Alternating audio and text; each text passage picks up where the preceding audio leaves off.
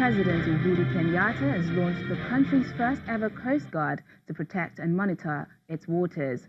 The new Coast Guard is expected to prevent smuggling, drug trafficking and illegal fishing and to cost $10 million a year. Launching the Coast Guard near the shore of Mombasa, the President made specific mention of illegal fishing and ordered the unit to crack down on foreign vessels. Kenyan fishermen on Lake Victoria have long complained of harassment from Ugandan forces on contested waters, and they will also be hoping the Coast Guard will provide them with the protection they have long yearned for. In Malawi, many are rushing to exploit the gold discovered last year on the outskirts of the capital, and small-scale gold miners are hoping to get rich quick before big companies take over. Frequently hit by severe food shortages and power outages, Malawi is struggling to contain its external debt and put its economy on a sound footing. Wenzi Nkalima ditched his job as a watchman after a new gold rush in Malawi promised to bring in more money to look after his family. Now he spends his days in Natengen, on the outskirts of the capital Malawi, sifting through soil in search of small gold deposits. I used to work as a watchman. My wages were only from hand to mouth. I was very poor. But with this gold mine, there is a big chance. I am already managing my family, and things look promising indeed. Gold mined from Natengen is currently fetching around $34 per gram. It's proven to be a lifeline for the thousands of villagers who have flocked to the area to illegally mine the mineral.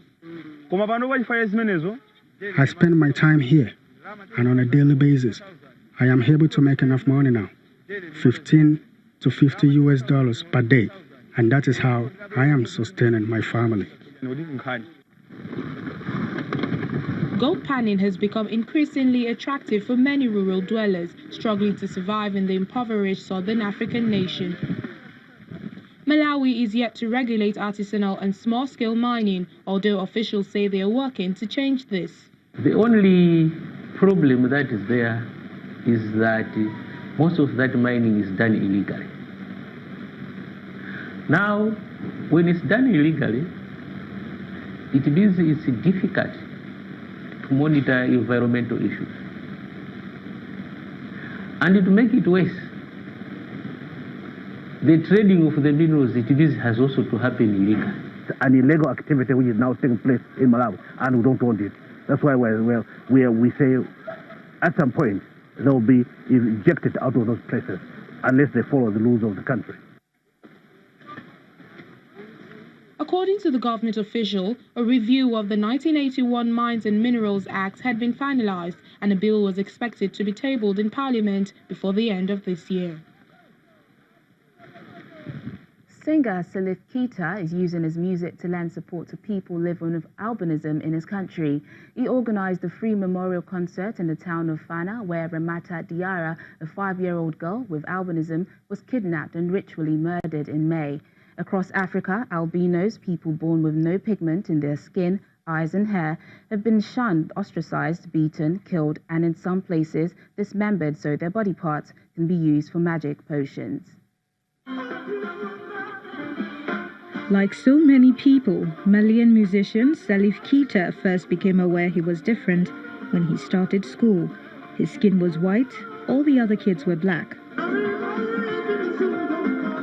Being from a noble ethnic Mandeka family in his home village of Juliba didn't spare him the fate of being an albino, ridicule and social exclusion in a culture where the skin condition is often seen as an omen of misfortune. But when 5-year-old albino girl Ramata Diarra was ritually murdered and beheaded in the town of Fana, 130 kilometers west of the capital Bamako, earlier this year, Keita decided to act. They must be punished. There must be consequences and measures taken to completely dissuade and stop them. There should be information to explain to people that these beliefs are false and bad.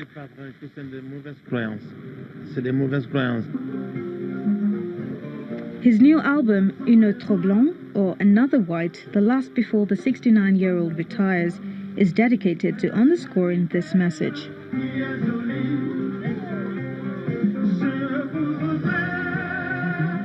The singer also has a foundation that helps albinos with another lethal enemy, the sun, preventing skin cancer by handing out sun cream and sunglasses and paying for medical care.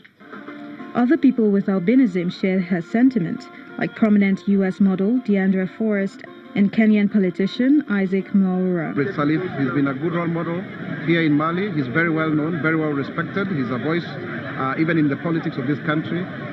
We have a minister with albinism here, and I think it's a direct reaction to his presence. And I think we need to do more in this regard so that then we can have change in society.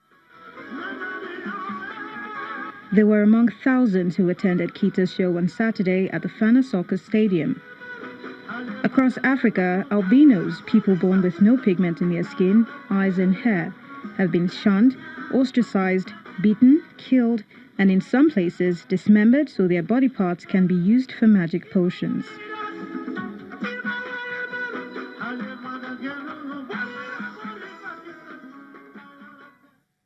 In Egypt, drivers went head-to-head to show off their four-wheel handling skills at the 2018 edition of the Misra Italia Rally, held on the construction site of the country's new administrative capital.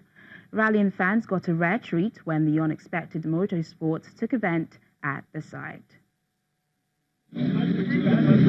Dubbed Misra Italia Rally 2018, the 2018 edition of the motoring spectacle was held just 45 kilometers east of Cairo.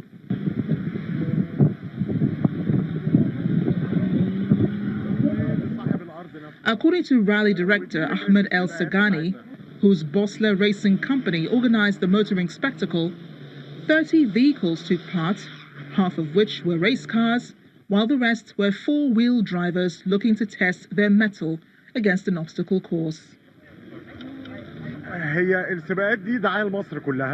These races bring good publicity for Egypt as a whole. That is the underlying purpose. The photos will go on social media, and all motorsports enthusiasts will get to see them. It brings publicity for Egypt first, and then for the new administrative capital, and also for our hosts who owns the land. This is the idea behind these races.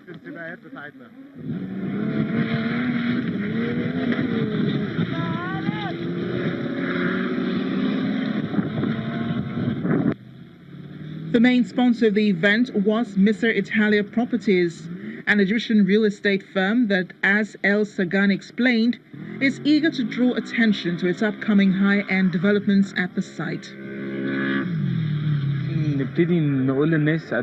We want to start showing people how much potential this administrative capital has to host events and potential as an investment destination. So we thought of demonstrating all that through events, parties, races, and the types of things that people are interested in. Egypt's ambitious plan to build the new city was announced in March 2015 as part of efforts by President Abdel Fattah al-Sisi to attract investment and boost an economy still reeling after Egypt's Arab Spring upheaval of 2011. And that's it on the program. Happy celebrations. I'm Tenuola Shobowale.